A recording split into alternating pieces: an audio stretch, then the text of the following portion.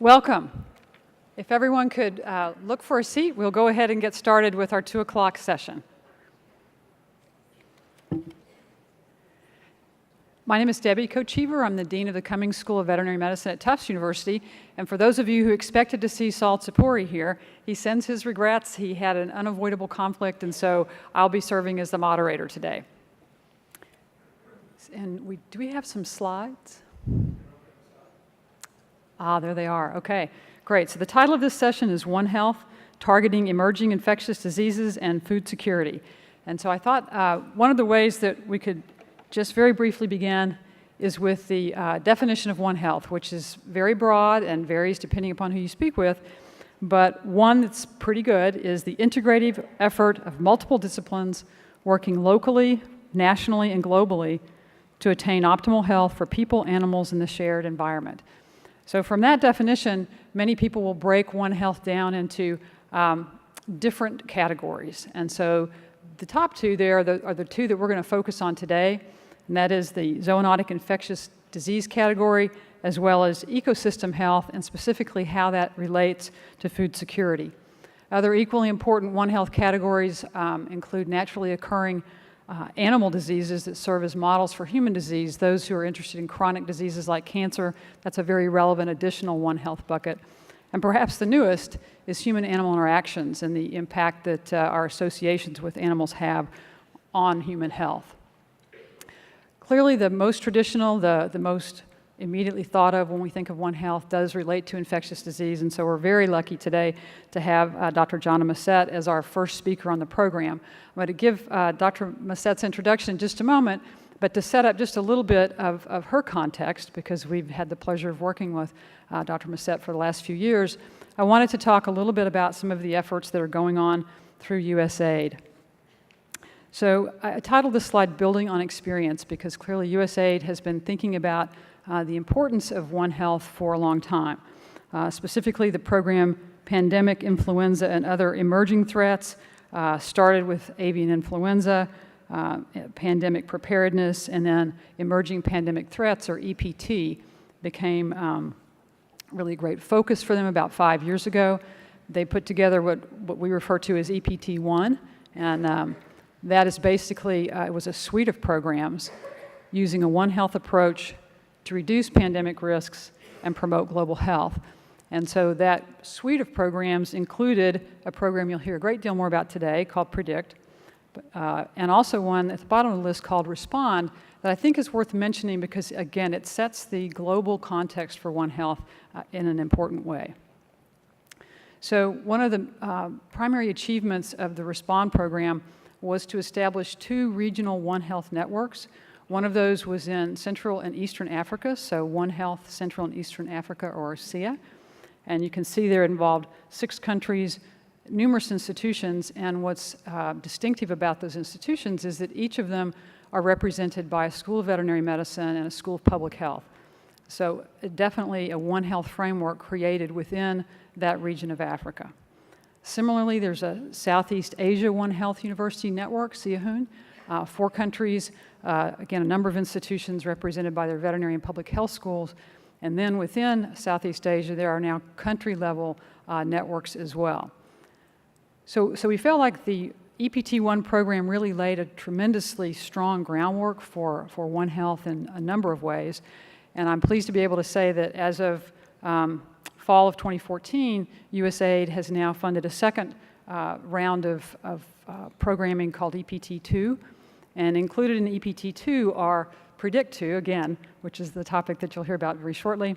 The Respond program really morphed into, in some ways, One Health workforce. So the partners there are those 2 networks, OSEA, CUGH, and then 2 U.S. partners, University of Minnesota and Tufts. And the work of that group will continue around One Health curriculum mapping, One Health workforce development, really great deal of exciting work to be done there. The third leg of the stool in EPT2 is preparedness and response. And I've heard a lot of talk today about the importance of involving government ministries and of policy pairing with our health discussions. And so PNR is very much going to be involved in that. And of course, USAID has good partners in the CDC, FAO, and WHO. So to set that stage then is to allow me now to introduce to you a valued colleague, and actually quite a favorite colleague among the folks who work in the EPT programs. Dr. Jonna Mazet is a veterinarian.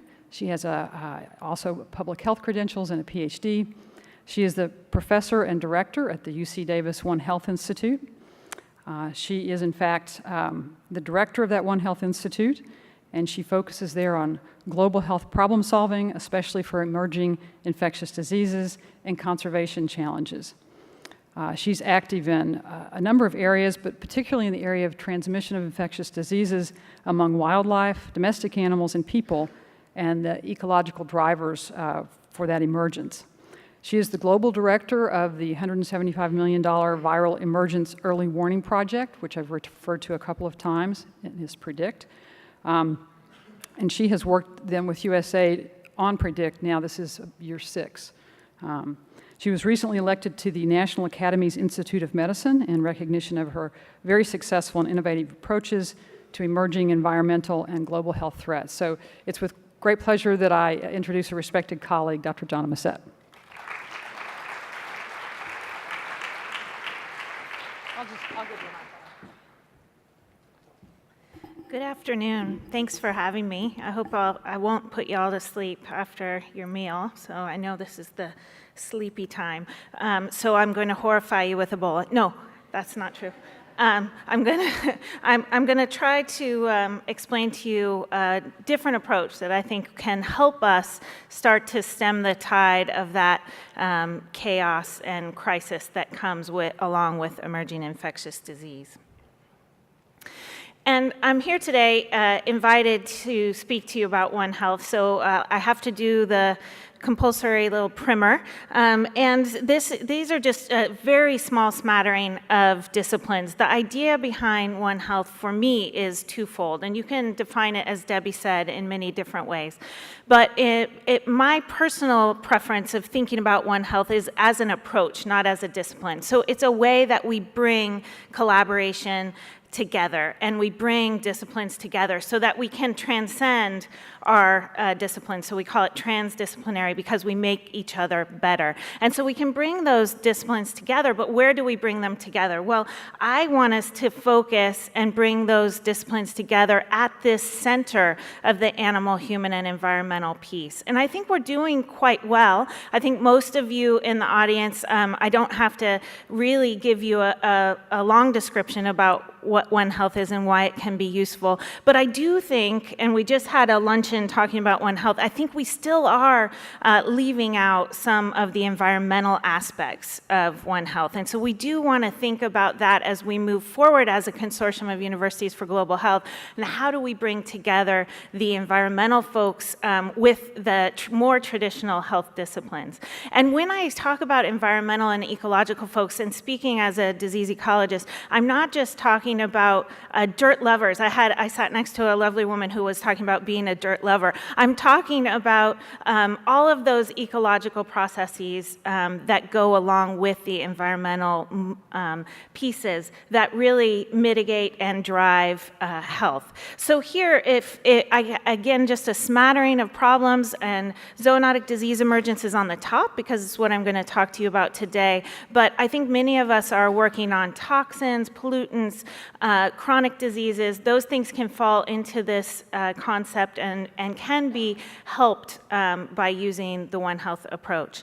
I don't want to forget about the drivers. So if you could look at the drivers here, I think the only way to really get in front of these huge global health challenges is to think upstream about the drivers. And so we need to be thinking about land use and climate. We need to be thinking about economies and globalization, famine, war, all of those drivers, because they are what stimulate our health problems down the line. So in that same vein, we need to think about all those influences that cause those drivers as well to be demonstrated. So I'll now admit to being in a cohort with Debbie and her team to responding to a challenge that was put out to our community. And that was to preempt or contribute to, I like to put some qualifiers there, but contribute to combating at their source the first stage of emergence of zoonotic disease that pose a significant threat to public and animal health. And I've kind of thrown the animal health in there. I think when USAID put this challenge out, I think there were a lot of us who were super excited to really see a US federal agency put their money where their mouth was, really put significant federal dollars out for bid. It didn't have to just go to universities, but a good portion of the competitive process did result in universities being funded, but allowed us to really dig in and use the One Health approach to help do some global health problem solving. It was a crazy, crazy thing to respond to, though, because who can stop pandemics? Who can prevent them, for goodness sakes? And if we do prevent them, who will know that we prevented them, because they won't happen, so we're out of business immediately. Maybe dumb, maybe not, I don't know. I'll let you know 5 more years.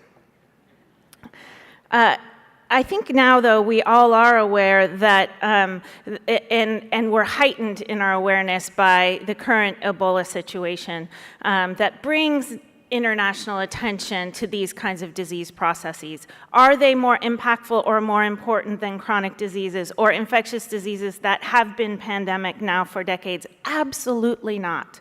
So what do we need to do to think about how to harness the energy of our citizens of the world to really understand that we need to get in front of these problems and think about these problems in a different way? These tragedies are awful. We need to respond to them. But what do we do? How do we learn from these things like Ebola, like HIV that preceded it, so that we don't have this problem over and over again? Are we at the place in our scientific approach and in our general capacity where we can stop this from happening? And as was part of my introduction, conservation is at my heart. I started as a wildlife veterinarian. I started to save endangered species. That's where I came from. So what in the world am I doing standing up here talking to you and getting elected, for goodness sakes, to the Institute of Medicine? It's crazy. So it's crazy because what happens is you can start to realize how connected everything is, and I couldn't save a sea otter or anything else if I wasn't thinking about the people that wanted to view that sea otter and wanted to enjoy their environment. And just like that, now everything comes home to me is whose food needs to be safe. So you're going to hear more about food in the rest of this session, but I certainly had no intention in my life in getting involved in food safety. But if you look at every emerging pandemic threat in the last few decades, maybe if we just leave out antibiotic resistance, antimicrobial resistance, I know most of you in the audience won't want to leave that out. I'm just putting it aside, okay? Food safety is a huge, huge issue. And that brings us to think about the interactions between food, nutrition, health, economies, again, famine, how these things work. So it is all connected. And I want to know, this is giving me trouble. All right, I want to know about this woman's food. She's a friend, I happen to know her, but also I need to think about her food because she is going to interact with me or my students, and they are going to come back to you and your laboratories, and we are in a small, small world. If we think about her, we need to think about her calves' food. What are they eating? Well, they're pretty much eating the same thing she is, right? And what about the rest of the system? What about that ecosystem that's maintaining all of us? And so I just give you that little stimulant to think about through the next session. And again, coming back to the wildlife piece, as that's my core, but it really makes sense that we're talking to you about emerging infectious diseases today and thinking about it from a wildlife perspective, because the majority of emerging infectious diseases are of wildlife origin. They do come from wildlife reservoir hosts. Now, that is not because those are scary, dangerous species crawling around the planet. That is because we are less likely to have have interacted with them intensively and intimately in our history. Or we are probably less likely to have interacted with people who interacted with them. So what has happened is my friends here, we're interacting with them now, where we didn't before. And they probably had small spillover events constantly throughout history where they were getting exposed and getting things like Ebola, and it stayed in their village. They died, or a good portion of them died, but it didn't spread. But now we are in a global world, and that is not the situation that we're in. So we need to think about those pathogens that in their hosts are not pathogenic, but when they spill over can cause an epidemic or a pandemic, hopefully not, in animals and people, affecting our food supply or our health directly. And this is what I'm talking about when I say get ahead of the curve. So if you see the green areas, there's a lot of, potential pathogens circulating out there, all of our normal endemic flora, and the flora of other species. Those things, when they spill over, might get amplified and then spill over further from animals, domestic animals, to people, or they may make the people sick directly or make the domestic animals sick directly. Now, what happens now is we do not become aware of these potential pathogens becoming actual pathogens until we were pretty much at the peak of that red curve. So we are already sick. We are already too late. And that's where we want to change this paradigm. Instead, it really bums my flow when the thing doesn't work. Instead, if we think about getting ahead, what do we need to do? We need to know what's out there. How do we figure out what's out there? We need to have good diagnostics. And I'm not talking about the amazing things we can do in all of your laboratories. I'm talking about diagnostics on the ground in the countries where we're working. And this is where I'd like to merge the amazing, brilliant technology that you saw in the opening plenary session this morning with a little bit of, there was on-the-ground material there too, but I'm coming at it like wildlife girl, right, from the base, and saying, how do we get those together? How do we think about what we can do with tons of money and beautiful laboratories, and what can we do on the ground in countries where they maybe didn't have a PCR machine 10 years ago? This is the challenge that we all have as the global health university community. In addition, we need to do that, right? If we are the consortium of universities for global health, we need to do that with the rigor that we expect from ourselves and our universities expect from us, and the capacity development ethos that is required to make this world a better place. And that, I think, is your challenge for the future and is ours as a consortium to try and make this happen. So as Debbie mentioned, I was lucky enough to be the lead of a consortium that bid for and accepted this crazy challenge. And the main consortium partners are EcoHealth Alliance, and Dr. Peter Daszak is actually the head of our modeling team, who's done this nice modeling work for looking at hotspots for emergence of pandemic threats. But we also have other NGOs, Wildlife Conservation Society, pseudo-NGOs like Smithsonian Institution, and Metabiota, other private organizations. So we're blending the university, the private, for-profit and nonprofit pieces, and then other university partners and other implementing partners like ProMed who are here, Columbia, UCSF, many, many great partners to help make this happen. And we look and we can start the process of figuring out how to make this all happen by thinking about where the riskiest places are. And then once we are looking at those risky places, we also need to target how to sample. So we can say we have a good amount of money to go out and look for these emerging infectious diseases or the pathogens that may become the next pandemic.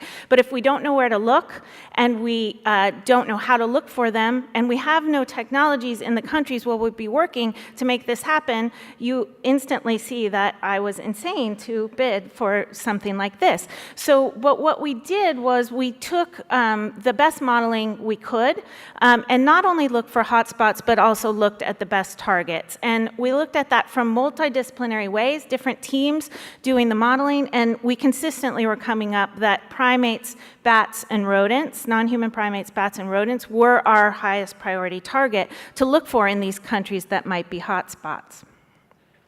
So we took this sort of iterative approach of continuing to do the probabilistic modeling, making them better all the time, but getting out in the field and getting the data collected to be able to find what viruses were out there and which ones might spill over. Now, we did that very carefully by only looking in areas where we believed animals and people were interacting in risky ways.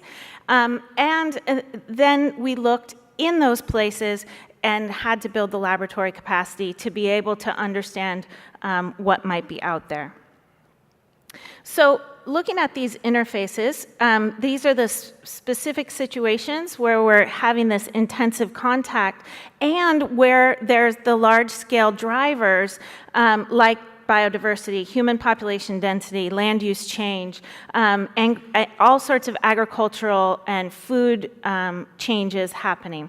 And that's where we started. And so now I want to just say, okay, so can we do it? Can we? Do we have a proof of concept? In 5 years, what can you do? What can you make happen in 5 years? And for all of you who know, working in a global context is very difficult, and working in primarily developing countries, low-income developing countries, we had a challenge set out for us. And so I'm proud to be able to tell you that our teams did pull together, but it's because it's a team, because it's a consortium, and because we pulled together not just people in this room, but people from the countries where we're working, became our primary team. Those are the people that made this happen. And they helped us identify those interfaces and new interfaces that people really weren't looking at, like bat guano farming. These are in Vietnam, Cambodia, and Thailand. It's a new industry or a newish industry for fertilizer harvesting. But what's in that bat guano? We're all now afraid of bats, right? And what's in bat poop? But people are putting it directly on their crops and then eating their food without great water, right? So what do we need to be thinking about there? How about places like Nepal? This is where my food comes from when I travel to Nepal. This is where your food comes from if you go to Kathmandu. What do you need to be thinking about those interfaces and how animals and people are coming together? And so what did we find? Well, I am happy to say we were able to sample more than 56,000 animals in 5 years. Again, working with those teams. That required, and not just required, but was a benefit of working with the ministries of the countries where we were working, as well as the universities of the country where we were working. I'm proud to say in 20 countries, we were able to work with 59 ministries in just 5 years, engaging them directly. Oopsie. We also developed and operationalized diagnostic platforms. This was probably our biggest challenge. We had no capital funds to build any laboratories, so we worked with all of our partner organizations to do things like put in full viral biosafety contained laboratories in one place in Tanzania, we were able to do that for $40,000. My laboratory at the University of California, Davis costs much, much more than that, but they have the exact same functionality, maybe even a higher biosafety level. They did that by stacking shipping containers on top of each other and then putting in the right kinds of biosafety containment. So we were able to do that, but we had to do that in conjunction with how do you come up with a platform to discover and diagnose viruses, known and new at the same time. So we went old school. We went to conventional PCR and looked at conserved regions of viral families that had caused epidemics and pandemics in the past. So we weren't just using great new technologies, which we can use in our laboratories back here, but using technologies that some folks said, don't take these countries backwards. I said, well, we haven't fully utilized the technology that we've already developed. And so we were able to try this out. So it was a risk, but we had no choice. We call it sort of lessons from the wild. There was no cash to do deep sequencing in all these countries and no equipment or bioinformatics to be able to evaluate. And in the countries is where we need to make this happen.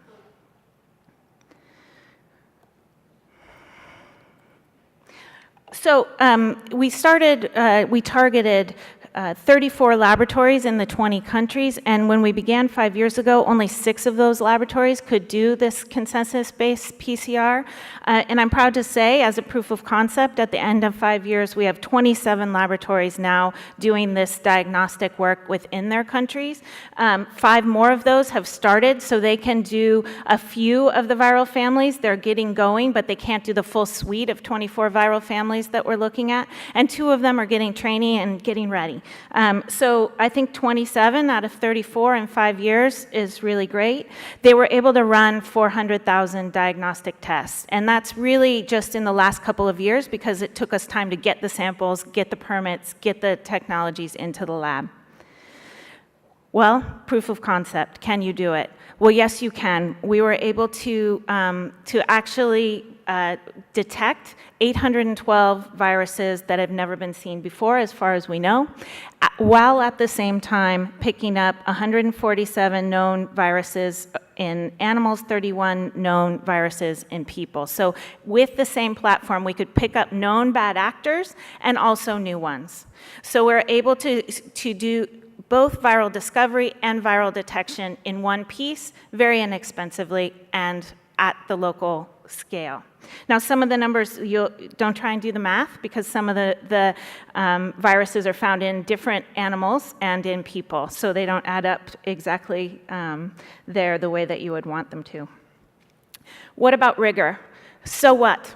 So you discover a whole bunch of viruses. So you double the number of known mammalian viruses in under 5 years. That's what we did. That's what our team did, and I'm super, super proud of them. But so what? Are those going to spill over? Are those going to be the next one? I don't know. But I do know that we can, in just under 5 years, with those teams and with our co-authors in those countries, have over 90 publications. That's something that usually plays to a university audience. It doesn't really play to my ministerial audiences, okay? And they're in journals like Nature, Lancet, good journals. So we're talking about good scientific rigor. So we're able to follow up on things like SARS and find that in a potential host that could spill over directly to people.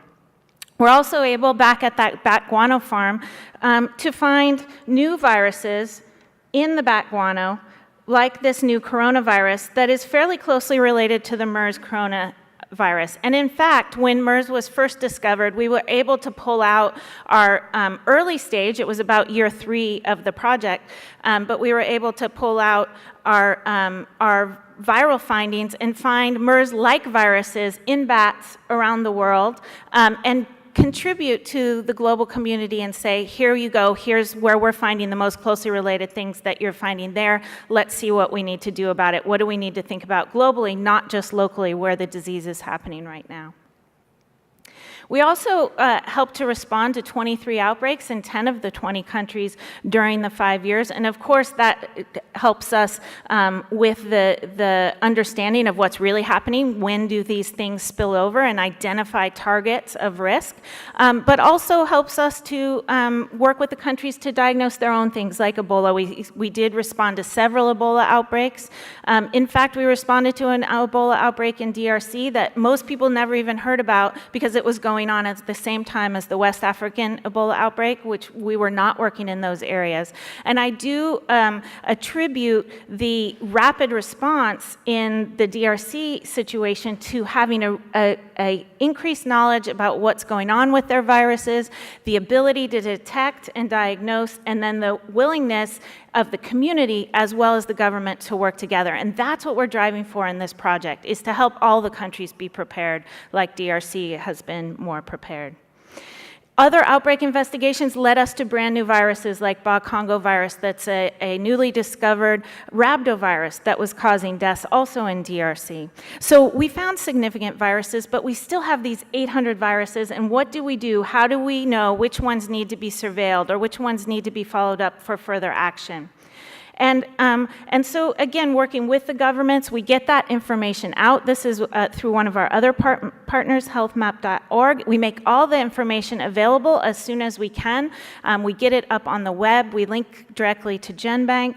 But now we're doing another transdisciplinary One Health approach where we pull together ecologists, virologists, epidemiologists, even engineers, all of the folks that we can to help us rank the risk of the viruses that we're finding. So we're looking at it from every different direction that we possibly can to come up with a new way to evaluate ranking risk of spillover and then pandemism. Now, there are lots of different ways to do that you heard about some brilliant ways this morning. I think what's new here is we're trying to pull those together into sort of one risk calculator.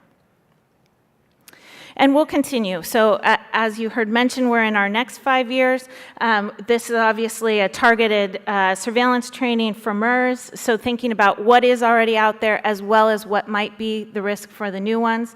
But we continue to look upstream and at those drivers. And so we'll be focusing this time on this land conversion issue, also the intensification of animal production systems and animal value chains, and really looking along those gradients to address human behaviors and the economics behind them. So pulling in, especially our sociology, anthropology, economic colleagues to really understand better how we might mitigate these risks.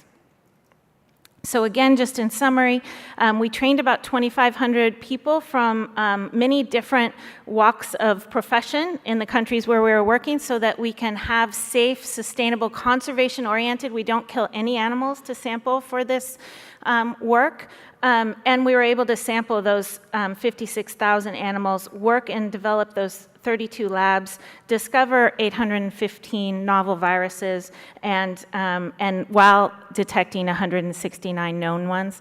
And I hope in the next 5 years to be able to get further up the chain to be able to talk to you about how to mitigate behavior so that we don't have to chase the last virus. We can know how to practice best health in these communities, including our own, and avoid the spillover and outbreaks that we're living with now.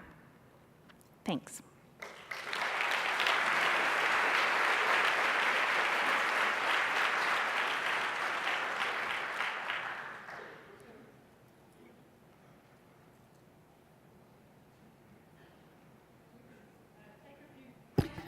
She wants me to take a few questions. Please use the microphones that may or may not be working. Oh, there they go. Yeah? Oh. All right, there they go. So we will also take questions at the end after both speakers, but if you have specific ones for Dr. Mazet, please do use one of the microphones that are located close by. So I have a question. Okay. I thought I was going to escape. You mentioned in the Democratic Republic of Congo that you were able to really have what was a positive outcome for the interactions you had with not only the individuals in the healthcare system, but also with government. And if you look across that region, that's really varied. The extent to which a given country has said, okay, we're going to create a Ministry of Health, or of One Health, which I believe they have now. Not a ministry, but they have a section of a ministry that is One Health focused. What's the difference in the countries that have chosen to go down that road versus the ones that are a bit more reluctant? Thank you. Let me pull some things in that I didn't have time for in my first 25 minutes. So a couple of things. One is, if we look in contrast, the West African Ebola outbreak that continues, hopefully will be finished soon, with this DRC example of last summer. I think our models, I showed you one of our hotspot maps, but our models pointed exactly to that area of West Africa, right on the border of the 3 affected countries, of being extremely hot, likely for an outbreak. But given all of the different pieces of you have to start somewhere, and there was a portfolio from USAID of the countries where they wanted to start, and we had a dot there that was hot, and we had whole countries that were red or hot in other regions, we didn't start in that area. And so we did start in DRC, which had known before this project, obviously, for about 3 decades that they had Ebola. So they had been doing a lot of good work. They had developed a national laboratory, in addition to their Ministry of Health laboratory, a national research laboratory called INRB. And so we were able to work within their laboratory and set up an additional viral hemorrhagic fever laboratory to diagnose the non-Ebola activities there. So you are right that they had advanced to say, we know we have unknowns. that sounds bordering on Yogi Berra there. We know we have unknowns in this country. We need to know better how to diagnose them. So they had put those pieces into play. Now, the interesting thing during this outbreak, they have the same economic situations. Everything was just as rural. The people have the same practices. For example, when a mother like this was a mother in this situation, a pregnant woman, butchered the primate that likely gave her the Ebola virus. When a woman dies with a pregnancy like that, the family does take the baby from the mother and bury the baby separately. Now that, obviously, for transmission of Ebola virus is a huge risk. So I'm not saying they have stopped those practices, but I am saying that when the spillover happens, they are much quicker to jump in. Our team was proud to be able to help in that particular outbreak investigation because all of the normal Ebola laboratory staff were actually in Liberia, including the Minister of Health and the head of the diagnostic laboratory, helping with the West African outbreak. And so they did not have the capacity in their own laboratory to diagnose the Ebola at the time. And so in the laboratory, our nested laboratory within, we were able to get that diagnosis done. So again, it's the collaborative and fail-safe process of working together. What you might be referring to as well as in Uganda, I think one of the most amazing advances that we've seen is that in Uganda, we did see in just 5 years, and this is again working with what was previously the Respond project and now is the Preparedness and Response and the One Health Workforce projects of USAID Emerging Pandemic Threats Program, we were able to respond to multiple outbreaks. And in that situation, we started with them in the situation where they could not actually really respond to outbreaks until they had a diagnosis because their money was so siloed that they had money for Ebola, they had money for Shigella, they had money for this. And when an unknown disease outbreak began and wasn't diagnosed, they couldn't actually mobilize dollars to the field because they didn't know what pot to draw that money from. That has come so far that now they have a complete zoonotic disease task force. Their whole system of response has changed, and they actually have, even better than this country or any other, they have preemptive teams on that task force that gets routinely implemented within 24 hours of a mystery disease, a single case of a mystery disease that sends people out to the field to investigate environmental and animal situations alongside the human health situation. So that is an incredible advance. Yes. Yes, thank you for that great talk. How much do you think animal trafficking is contributing to new and emerging diseases? And if you think it is, how do you address that? Sure. So I think it's a major issue. It's certainly one of the interface focuses that we look at, and we look along that chain. It's freaking me out. We look all along the chain from the hunters all the way through wildlife farmers, and then into the market chain, and that is an international global chain. And there's wildlife trade, and then there's sort of the trafficking. And those can be pulled out as separate if you choose to do so and look at the risks. There are a little bit different risks as you go. I do think they're significant. In fact, we've found certain risk factors. We found Henipaviruses, for example, in Africa that are most related with people who butcher bats. So the risk is high. It is a target for mitigation, but I also think it's where we bring together the wildlife value chain, if you will, if you want to put it in a little more positive light. Maybe we don't want to do that from a conservation perspective, with the domestic animal chain. So you mix those wild species with domestic species like chickens, where we really start to see the melting pot that could be very dangerous.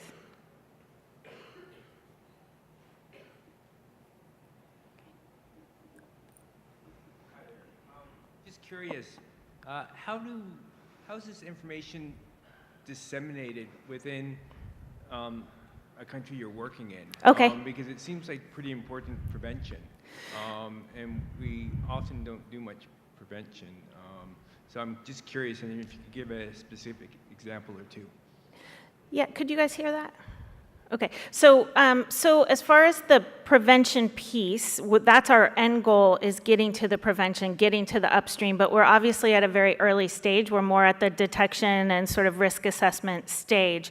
So for dissemination of information, the first and foremost piece is we work completely with the country government. So we are embedded with them. They are embedded with us. We take their staff where they're willing to work on our project as they pay them their salaries, but they are, I think every country is realizing how vulnerable the whole world is to emerging infectious diseases, so it hasn't been a hard sell to get the participation. That said, in some places there are less resources and people can't be completely integrated, or maybe we're working more in a university researcher's lab versus a ministry lab, and in all those contexts we put together a quarterly partner update, and every stakeholder that we can identify gets a bulleted quarterly report of what we're doing in the country and what risks we have. The ministries themselves get the complete genetic information on every virus that we find, and I showed you that health map site. We list every virus that we find and our initial characterization of risk, but we don't put the actual code out, the genetic code, until the country releases that information themselves, because sometimes there are some proprietary issues. That said, we asked all of the countries ahead of time to join us in our public information sort of ethos. And so they all agreed ahead of time that they would put the information out to the public very quickly. And so far they have been doing that. They've been releasing information very quickly. So it actually works very well within the countries. I think with the global community, maybe we're not doing as good of a job. We put it out on the web, but we're still working on getting, we do our publications, all of those things, but I'm not sure we're making it to the general community yet. We have, though, been invited to the White House several times. We do briefings at our highest levels of government as well.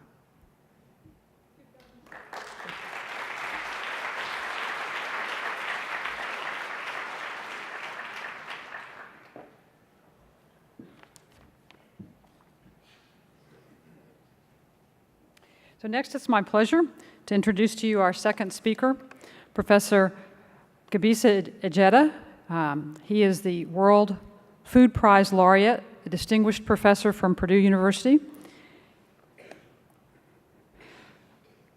Dr. Jetta has served as the executive director of the Center for Global Food Security at Perdue University. He's been on the faculty at Perdue since 1984, and his career has been devoted to education, research, and international development. He's made contributions across a wide range of related areas, and he has served on a number of boards and on a number of very important government-related entities.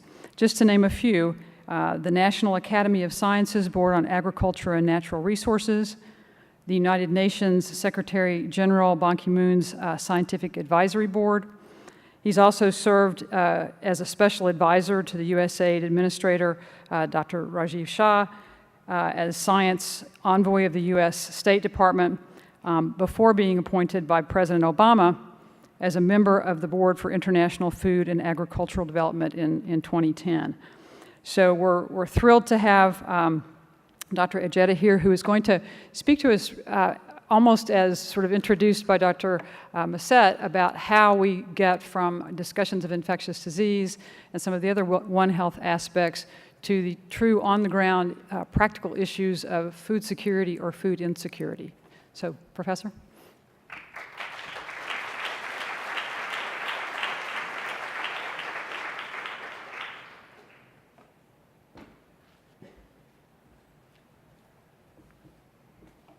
First of all, I'd like to thank the organizers of the conference to really broaden the paradigm of One Health and invite plant scientists to be along with you.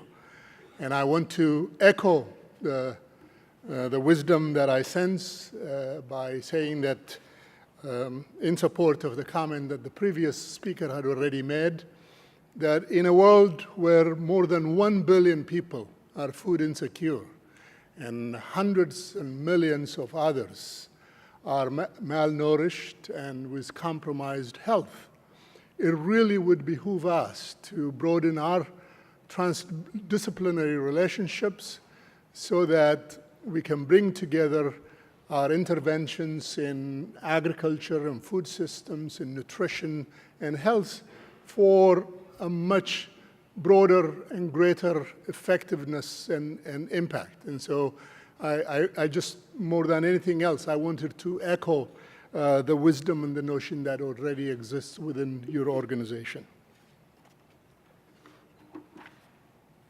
The title that I had picked is Integrating Agriculture, Nutrition, and Health for Sustainable Global Development.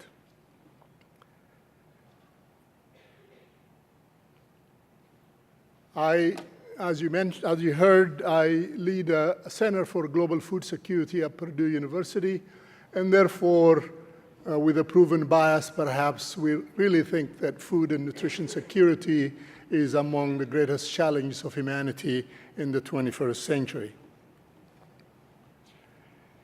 With a little bit of background, as you very well know, I think it was around 2011 when we've been told that the 7 billionth child was born.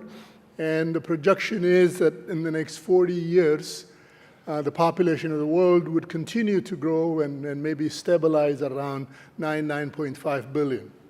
And that is approximately 37–40% increase in population, and so suggesting perhaps then a concomitant increase in demand for food production of about that much. But that's going to be even more when you look at the diet changes that are likely to happen in the emerging economies of China, Brazil, India, and even in some of the African countries, where people are likely to move away from carbohydrate and starch diets and pick up proteins, and therefore we're likely to share the grains that we produce with livestock and poultry. And so that demand is projected to increase perhaps to 70%, and some say to doubling of what we produce today in the next 40 years. Just to share a perspective in what we do in agriculture, in what we have done the last 100 years in meeting the food demands of a growing world population, we've approached it in two ways. One is the practice where science has been given the chance, like it has in the emergence of green revolution in this country in the 1930s with the advent of hybrid corn, and eventually moved on to Asia and Western Europe and other places through Western Europe earlier, and then through Green Revolution to Asia and Latin America. This is to bring in the best knowledge we can muster through biological sciences, through genetics, through mechanization, and so on, produce an immaculate-looking agricultural field such as this. And so we call this a vertical increase in food production, and that is to say, increase food production per acre, all right? And so that's one way of meeting the food demand. And the other way is where I come from in much of Africa and developing countries where science has not been given a chance yet. People produce crops such as this. This is a crop that I work with on sorghum in the driest part of the country where I come from, in Ethiopia. And these fields are infested with weeds and parasitic weeds as such, a striga parasite that I have worked on for the last 30 years. And so this is not a way to boost productivity per acre, but the way this has been done is what we call horizontal increase in food production. That is bringing more land under cultivation. And so what I want to quickly say to you is both this technology that feeds 80% of the people that are in the continent of Africa, smallholder farmers are producing the food. This is sand science, but yet both this method and the horizontal increase of food production and the vertical increase in food production, we have learned gradually over time, both have significant footprints and therefore in terms of protection of our environmental, in our ecosystem as well. And so as we think about how we would meet the global demand in food production, and I just have to humbly say that it is possible with the right sets of conditions that we would likely, with science and technology and innovation, we're likely able to meet food demands, but the headwinds against us are also very strong. There are several challenges that we would have to encounter. One of those grand challenges that we have comes as a result of this recognition that we have about the fragility of our ecosystem. In this picture, and a picture that is repeated across much of the tropics, more and more land has been brought into cultivation through deforestation. And so that has given us that deforestation erodes the environment, increases our footprint, and our ecosystem is disturbed. Biodiversity is getting extinct in many areas, and our conservation practices have been poor, and therefore the demand that we put, the pressure that we would put on our environment is high. And the other comes from how we would use agricultural inputs. And the first picture I showed you, where we brought in the science of technology of genetics and chemistry and biology, all of it together to produce the kind of crop that we have. And here is a situation where in developing countries, fertilizer use is very limited, okay? Whereas in the developed world, fertilizer use is high and perhaps too high, contaminating our aquifer and water table and increasing pressure on the land. And in the developing countries where science and technology have not been fully introduced and implemented, where input use is very limited, that also erodes the soil, wastes the soil, and therefore increases that fragility of our ecosystem. The other pressure that we have comes from an agenda that is highly debated, but the evidences seem to be fairly clear that climate is changing. Weather variability has been very repetitive. And so the evidence that you see in front of you, as many of you have seen data like this, is that carbon dioxide emission and carbon dioxide concentration and increases in temperature are really tracking in the same pattern. And that is to say that as a result of our activity on this planet, and that we are increasing our emissions, and therefore global warming is real. And as I said, it's not a concept that is widely accepted, not necessarily as a result of the science not being convincing, but for practical and political reasons, perhaps. Evidences are also shown where ice is melting in Antarctica, as the Larsen B shelf collapse is shown. Another grand challenge, the one that is not really argued at all, and the one that is probably the biggest crisis that we have in the world, is the global water crisis. We have abundance of water. We're surrounded by sea. We're surrounded by oceans, and so salt water is aplenty. What is limited is fresh water. Fresh water around the world is limited because 70% of the fresh water used around the world is in agriculture and not in industry, not in recreation, or not in home use. And so the part of the world that have developed their agriculture are the ones that have limitations in water. And at the same time, we are also increasing our population in urban cities. And I think it was at the end of the last century where we have come for the first time become more urban than rural. And as a result of the competition for water between those in rural areas that we are expected to produce more of our food, and those in urban areas are going to have severe water competition. So water around the world, including in the United States, is showing severe limitations. In the western part of the United States, the aquifer all the way from Washington to Texas and Mexico, the water table is getting lower and lower. So the part of the world that had utilized science and technology, expand their ability to produce food and feed a growing world populations, have used up a lot of the water, and therefore water is becoming a scarcest resource and one that is felt from one end to the other around the world.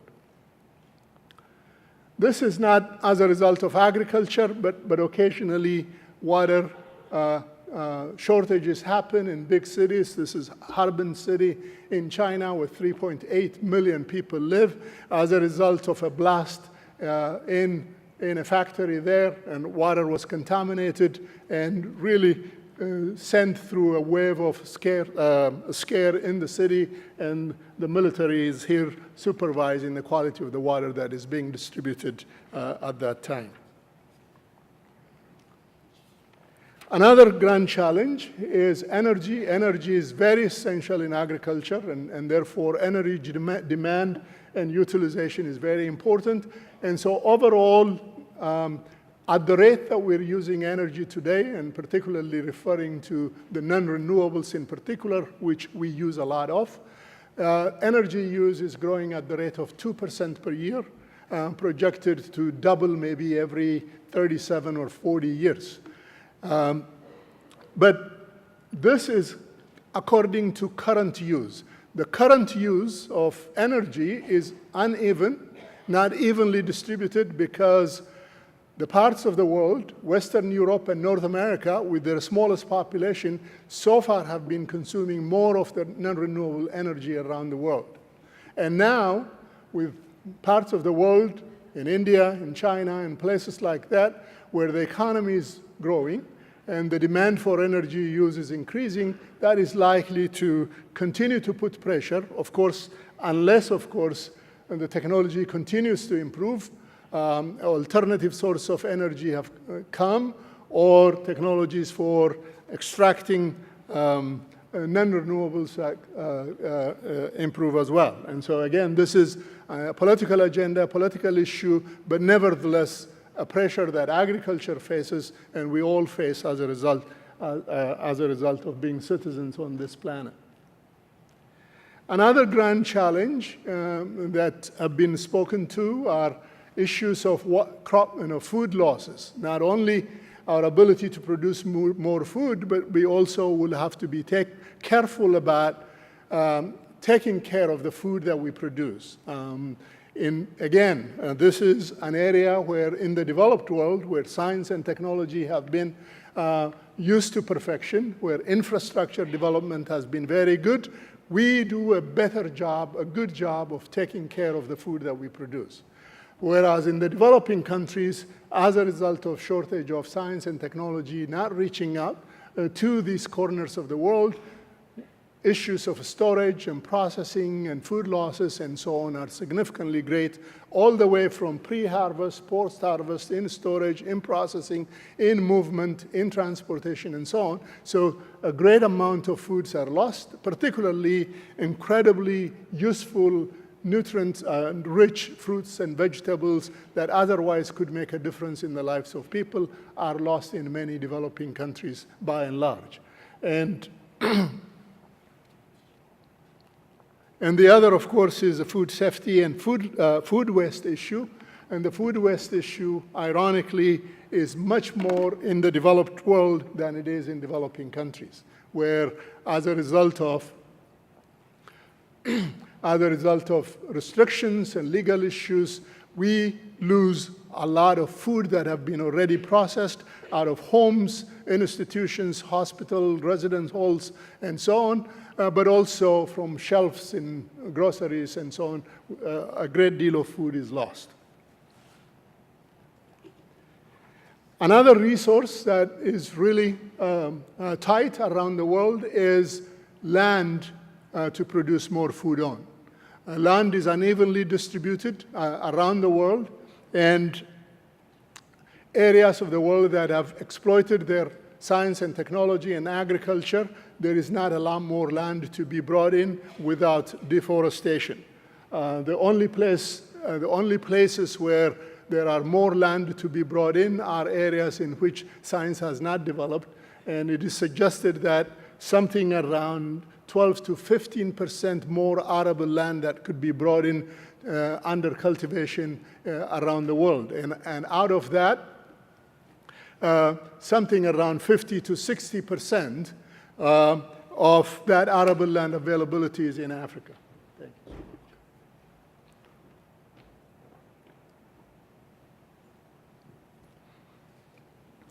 And as you may have heard, that is also met with a lot of political agenda, where the land grab has become a tremendous agenda in many African countries.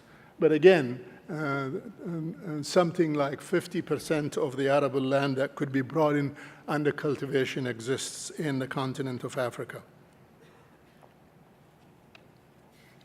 So from that narrative then is the rapidly growing world population, that we have growing demand for food, feed, fiber, and fuel. And that is putting growing pressure on the planet Earth. And we live in a finite natural resources, but our demands continue to increase. The concern about sustainability then is real. Without being too simplistic, there are ways to overcome these challenges, and these are, the only way out that we have is to continually invest in science, technology, and innovation, both in the developed and developing countries.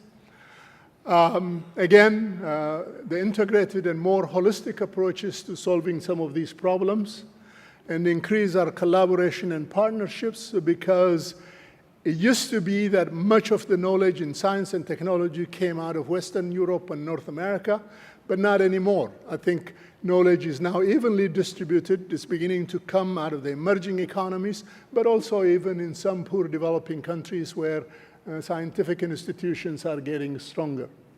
So if we would give science a chance to save all of humanity, I think that would remain to be where our hope is.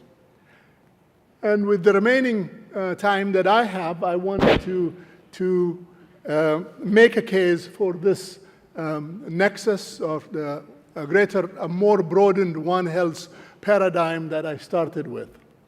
And that particularly, just my own bias, and I think what I heard this morning really strengthened it, and that is that among disciplines, I think, and I believe that public health and agriculture are very much aligned. And part of that is the modus operandi that we have, the commitments and that we have to education, to research, and to service are the same. And as we deliver our technologies to communities that we work with, both public health and agriculture, we realize that we change one mind at a time. It is a persistent, slow process, and therefore that I think the reality of aligning our perspective and not operate in parallel independently, but perhaps begin more of our disciplines and particularly our missions together for greater effectiveness is something that we need to work together.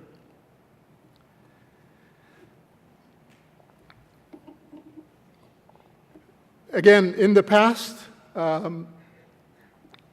we have gone independently where agriculture focused more on increasing food production as a result of the demand of growing world population and meeting that growth through growing our food production increases. And about the same time, public health also independently operated, reaching out to larger and distant communities, and very successfully, I may add, reached out and brought about significant change in much of the world.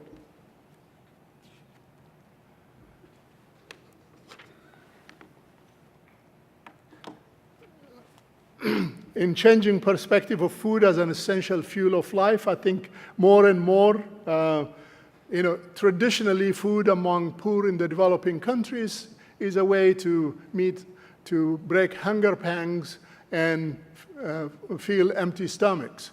And among the wealthy or the better off in developing countries, food is a way to enjoy the goodness of life. but more and more through education and nutrition education in particular, food is beginning to be seen as a provider of essential nutrition, and more and more ways to improve food production and nutrition and health is being advocated.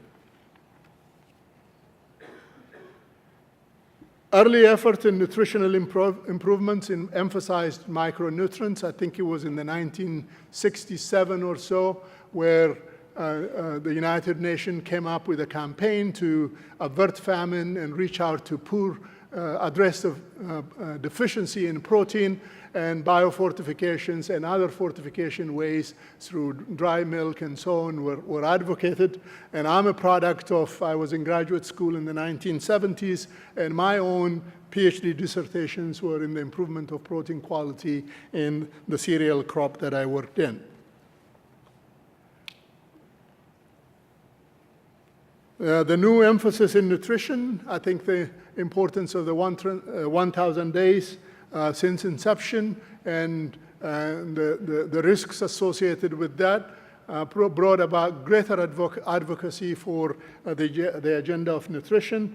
The indispensability of micronutrients is more and more widely accepted, and the all-out war for malnutrition, overnutrition, and non-communicable diseases have brought in the value of food systems and nutrition to greater heights. And the growing recognition of the importance of plant product. As a plant scientist, this pleases me a great deal, that there is more and more respect for our biodiversity and genetic resources. I just came from Peru last week, where incredible number of thousands of varieties of potatoes grow, and that's a center of origin for potato. And my own home country is a center of origin for a number of plant species. India and China are centers of origin for major crops. And so the opportunities that we have to begin to shift to more and more plant nutrients and reach out and address some of these critical issues of health through plant product, the opportunities that I see there are tremendous.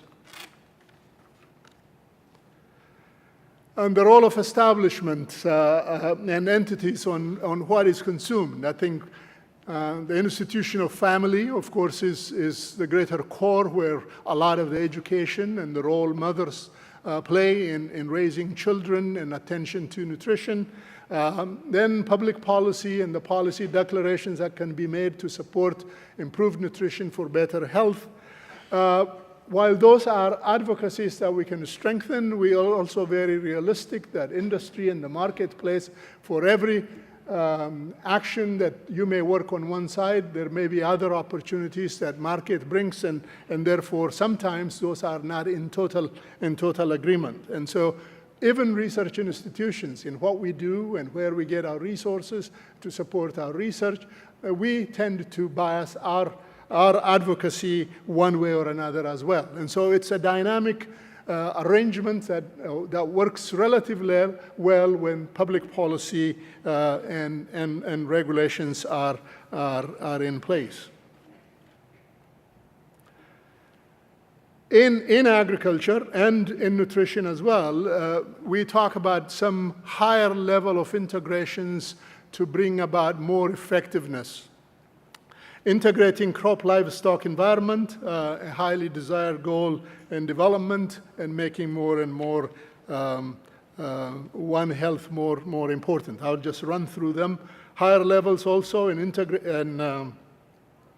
dimensions of nutrition and health, and building this nexus, the impact that agricultural environments put in public health, and then how nutrition imparts immune functions and protect us from infection, and the paucity of nutritional education that I really believe that exists around the world. I think with all of the science that is around us and with us and the results that we have, one of the things that we're not effectively addressing is nutrition education.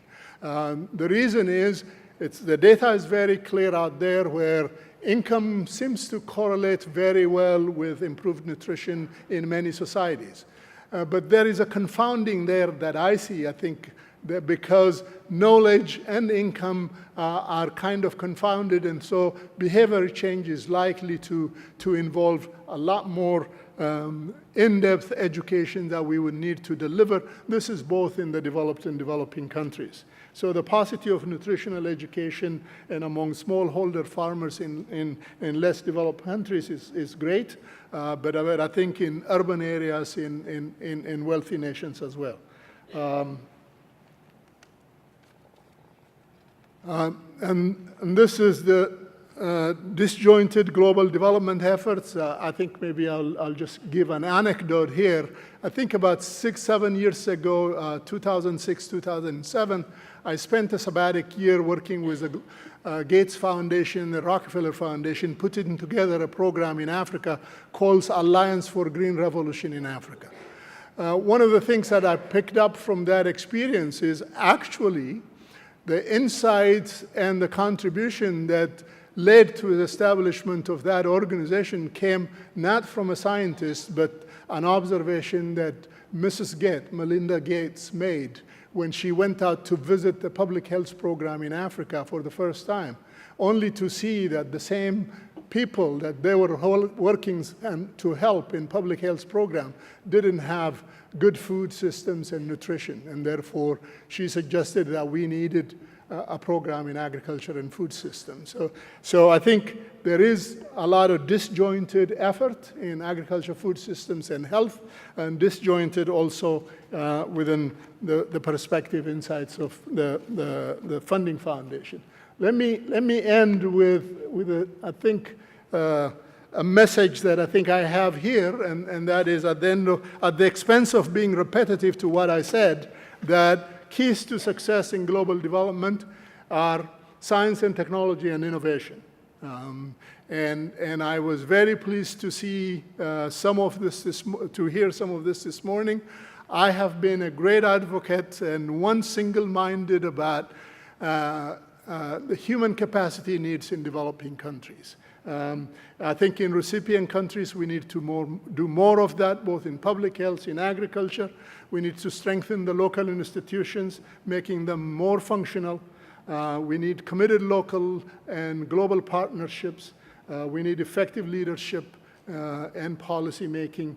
We need to realize more and more real sustainable change comes not from outside, but from within. Thank you so very much.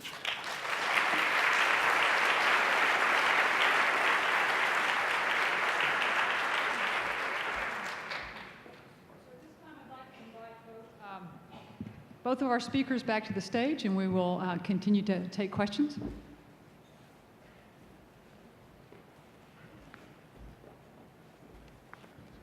So please, you can use the microphone.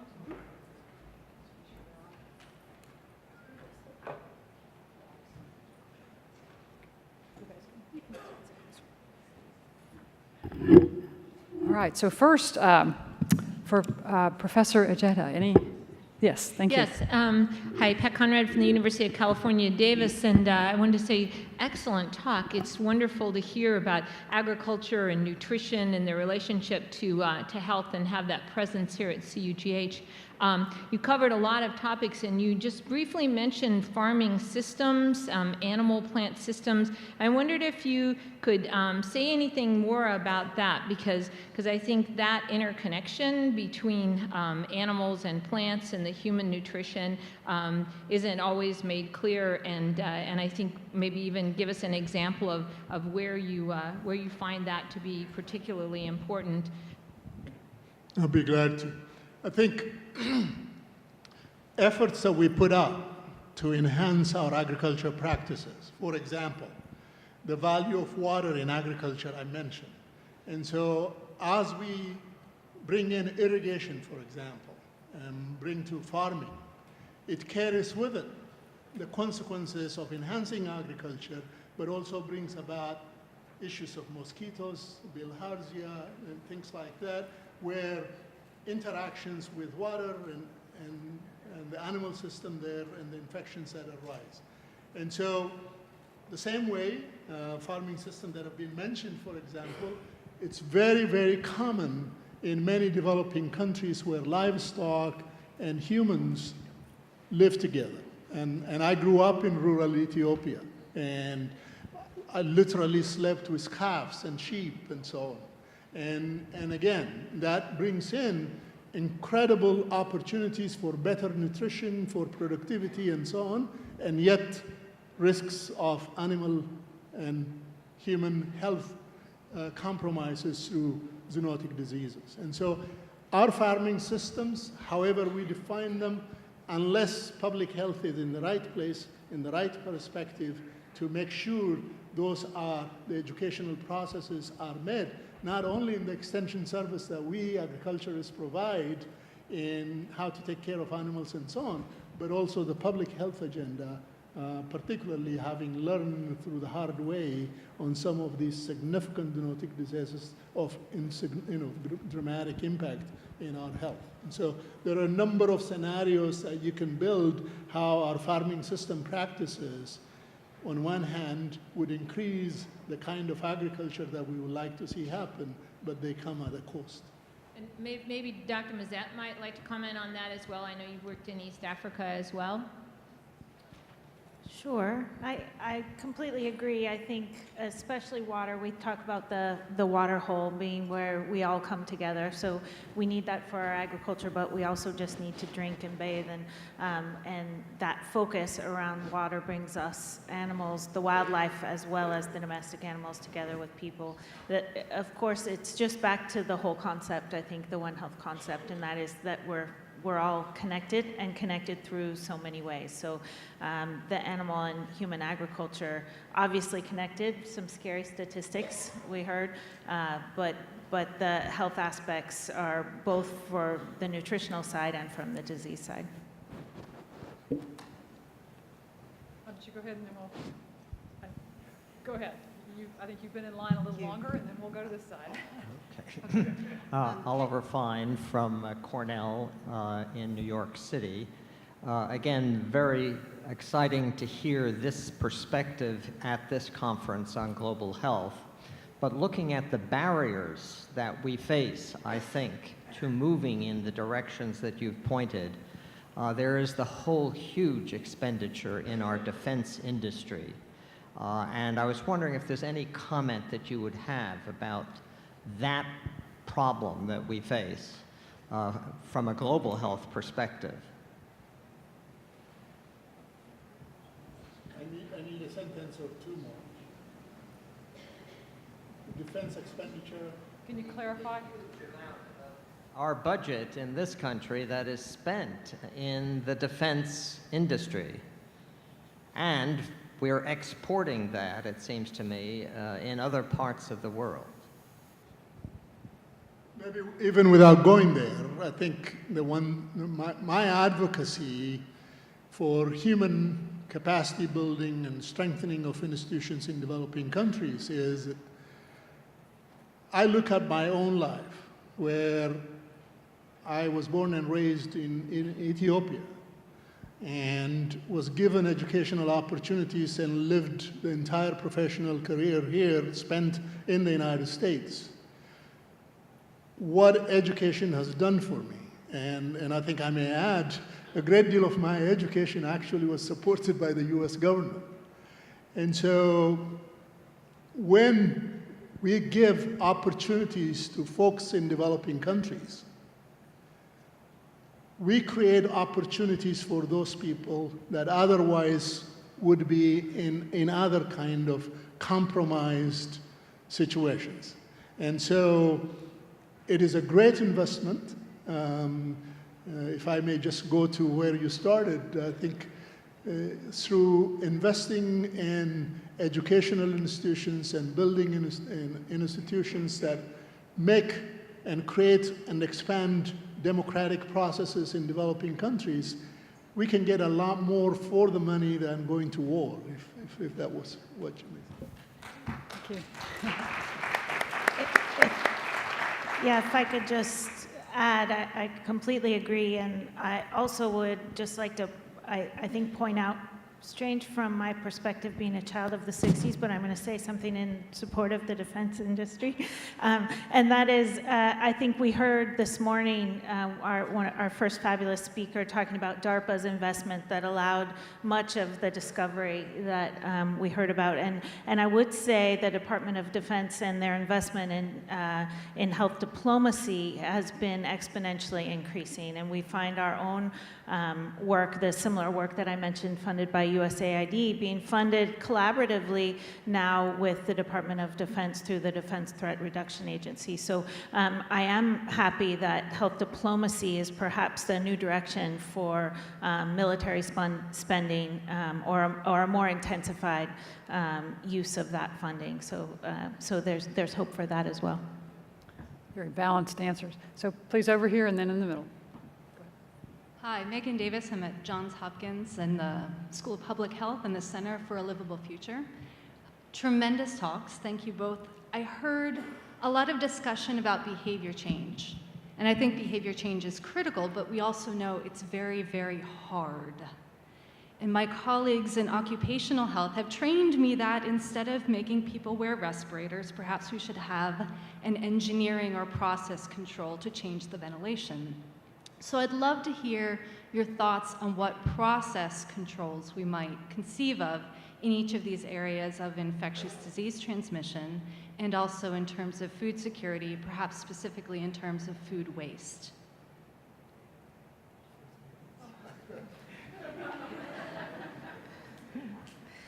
Well, I think it's tough for me because in my situation and looking at the photos and speaking of your childhood and the places that we're talking about people that have insecure food and water. We're talking about really basic changes that could make huge differences. So I don't need to do the research I talked about today to tell you that you should wash your hands.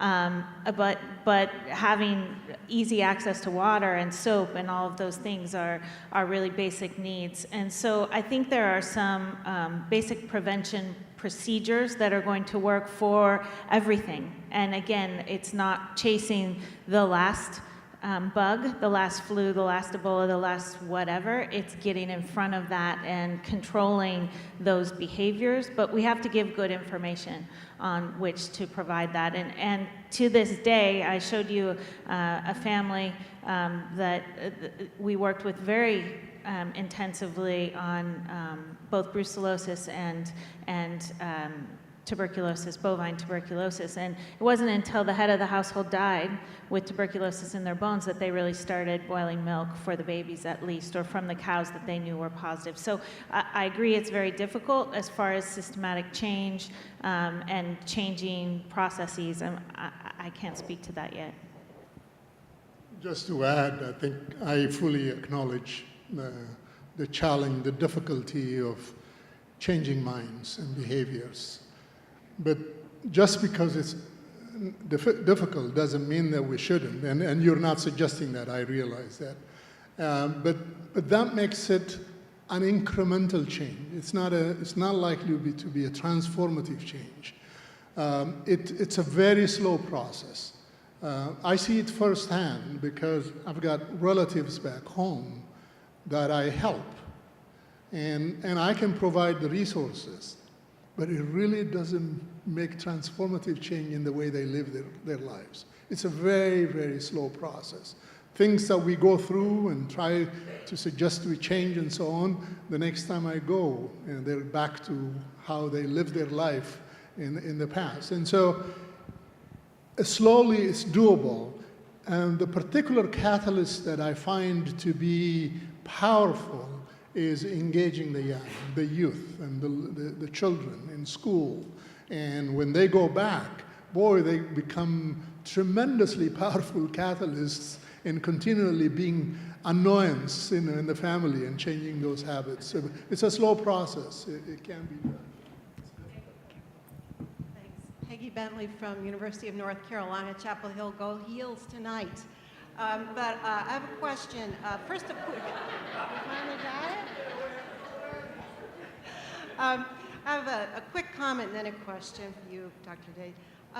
I work in the first 1,000 days, and I work on early infant feeding, breastfeeding promotion, complementary feeding, and so on, and have been doing this for 30 years with colleagues, and we'll hear more about this tomorrow. But one point I'd like to make is it isn't so easy just to do the behavior change. What we know is that the infant feeding diets, especially the complementary feeding diets, are wholly inadequate in terms of quantity and mostly quality, micronutrient quality. And it's really tough to do that with food alone. And so that's why so much of the work that's going on right now is testing both various kinds of supplements, some kind micronutrient powders, sometimes lipid nutrient supplements, and so on. And even with that, it's very tough to get the behavior change. So I just wanted to make that point. But my question is, I think we know that in sub-Saharan Africa, where you grew up many generations ago, the diets were much more diverse than they are now, all the indigenous crops that were consumed. And then the shift to monoculture, which now each country has a sort of cultural superfood, some kind of a staple, which is the basis of the diet. And my question is, Gates Foundation has funded a tremendous amount of money, millions of dollars, to Harvest Plus, which is bioengineering foods like rice, putting vitamin A and making golden rice, or reducing phytates in maize, for example, so zinc absorption is enhanced. What do you think about this? This is only going to be for one nutrient at a time. You can't do it with multiple nutrients. I'd just like your thoughts on that. As I said, I did my PhD dissertation in the early stages of biofortification using conventional science in those days. And now there was a rebirth of that. And as a result, significant investments have gone into that area. But I really believe, and this is the premise actually upon which you started, and I am in agreement with that, and that is that just because funding agencies or the call of the day calls one approach, we need not forget that our approaches need to be as diverse as possible. We need to have a whole slew of interventions upon which we bring about change. And so there are opportunities to do all of that. But to the extent that we can advocate for a fairly balanced support for research interventions in the many areas as well is critical. And going back to the idea of monocropping, and this is something that I think about a great deal, and the reality is that as we bring modern science, there is a tendency to narrow the genetic base of our crops. Because when you look at it, of all the species, the thousands of species that we have, alternative uses for them that societies of the past had, we have become dependent on a handful of species for our crop species, for example, in cereals. But in many of those communities, when they started with diverse array of crops. So one of the things that I hope is emerging is coming out of the local food concept, the organic food concept that has emerged in this country and Europe.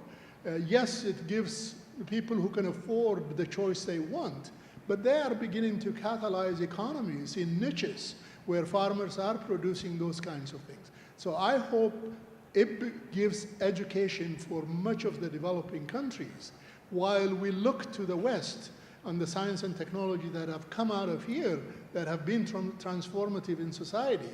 But all of that is not to be copied, that you can tailor-make these changes to the things that you want happen in your societies.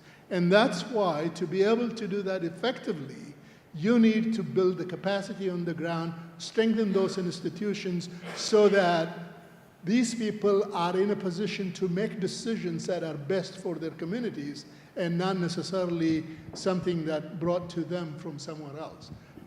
I am a huge believer of science and technology, but there isn't one single technology or science that one would deliver for all situations. And the diversity of crops, the biodiversity agenda is one important agenda where when you see about what nature had provided us that we stopped exploiting because there was not research investment in those areas in the early years. And I think in terms of the long-term benefit of humanity at large, so much can be gotten by getting into this rare species of incredible capacity of health interventions and so on that they can provide. So we've actually come to the end of our time, but we started just a little bit late. So I'd propose that we take the 2 questions here because you've been very patient, and then I don't want to stand too far in between you and your coffee break. So if we could maybe strive to keep questions and answers fairly concise, then that would be great. Sure, thank you. I'm Callie from USAID, and I was very pleased to hear both of you mention the importance of science technology and particularly local capacity in science and technology to address development challenges. So I'm curious to know what your insights are into, well, particularly for donors and for universities in the US with limited budgets, how can we really best strengthen science and technology capacity in the countries in which we're working? Thanks. It happens to be, I sit on the board for international and agriculture development at USAID, and we were appointed in 2010. From day one, the administrator of USAID, Rajiv Shah, since I had worked with him earlier and knowing where my bias was, he asked us to put together a compelling argument for getting back to building human capacity and strengthening institutions in developing countries. So we commissioned a study, and that study was completed very recently, and I was pleased to see that there is some activity now in Congress considering some of these situations. And so the arguments that we were making on the BioFed board, and me personally at large, is that there are a lot of things that developing countries can do for themselves. But higher education is not one of those.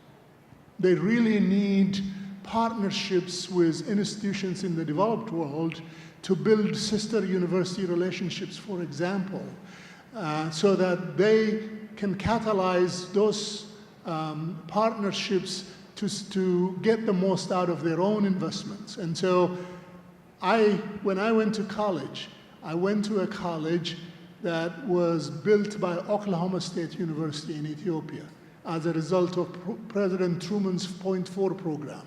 That was a catalytic program that was put in place to share America's knowledge and wealth with the rest of the world to build capacity on the ground. We moved away from that.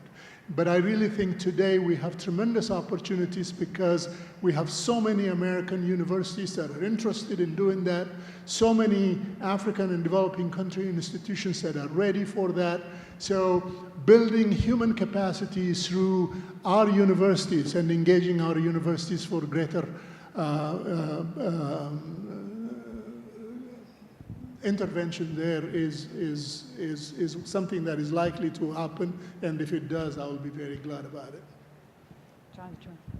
Okay, our last question. Thank you. I'll keep it short. Judy Wasserheit, University of Washington. Thank you both for 2 terrific presentations. This plenary was particularly exciting to me because it really captures the vision that many of us had when we formed CUGH, which was to harness the power of universities across disciplines. And so we have an expert in agriculture and an expert in veterinary medicine talking to a pretty interdisciplinary group here. Here's my question for you. It would be wonderful if the next generation of scientists could bridge more effectively than we all do now across your 2 disciplines, environmental sciences and human health sciences. what would each of you say are the top 2 things you would recommend for models to get us there? In other words, you know, we all are in universities. What should we be doing differently to bridge across these silos in our training programs? And maybe the people from the federal agencies can also hear what you have to say about this. Thank you.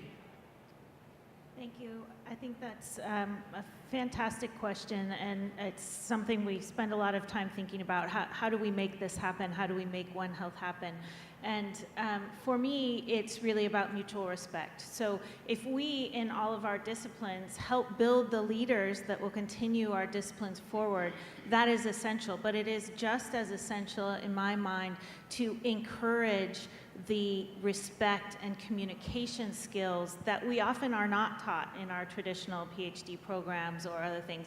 That is respect across cultures and diversities, as well as respect across disciplines. And I think when we have that, we can come together, understand each other better, learn to speak the same languages, and then we can move forward. I don't have much to add. You know, I remember coming to University of Washington, and one of the things that I saw was a program that you had started there, where you had brought in about 12 faculty, funded them early to begin to work together. And I went around and talking about how I thought that was very creative. And I think that one of the things that helps is we need to begin to change our own mindset in terms of what we value as a scholarly contribution. And there is a tendency to believe that transdisciplinary approaches weaken the depths of the deductive science that we're used to. And therefore, finding an avenue for holding that up as a contribution, and maybe as we begin to have more and more of those people and publications and journals would acknowledge that. You and I were together at the Wellcome Trust, and one of the things that they told us at the time was that they were beginning to put together a journal especially for encouraging something like that. And let me just add one more thing, and again, going back to the youth, I run a summer institute on food security every year, where we attract students from all over the country and encourage them to come up with a transdisciplinary approaches, interventions for a food security agenda. And in 2 weeks, they do an incredible job of getting across those barriers that we struggle with. But if we would make that real through the kinds of funding that is necessary and publication outlets that are necessary, and begin to build that a new set of knowledge emerge as transdisciplinary teams work together, that is as equally valuable as single discipline contributions, I think that may take us a longer way. So I think those last questions were wonderful summation points for this session. And so I'd like to thank our speakers one more time.